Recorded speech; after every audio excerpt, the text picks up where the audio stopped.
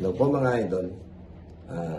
Ngayon, nagbigay tayo ng tips para paano daw tumira ng frozen ball.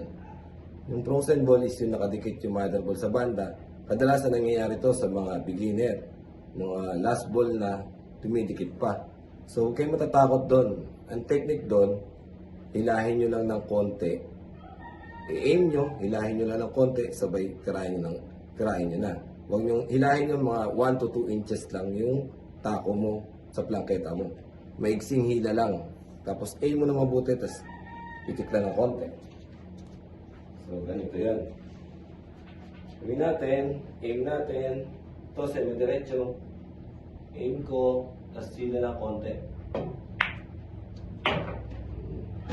Huwag kayo matakot sa frozen ball. Yung frozen ball is, pag hinila mo kasi ng mahaba to, mga idol, pag hinila mo ng mahaba sa supply, dapat maiksi lang yung hila.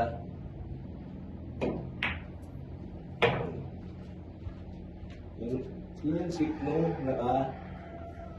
yun po yung magandang paraan pag frozen ball. Kahit pupina, frozen ball, mahirap. Hilahin mo lang konti. Pupulsuhan mo lang, hindi mo siya kailangan birahin. E paano pag may prepare? Paano pag may prepare tayo? Preparasyon. Tapos frozen ball. Okay? So, pupulsuhan mo na. Tulak mo. Hila konti lang.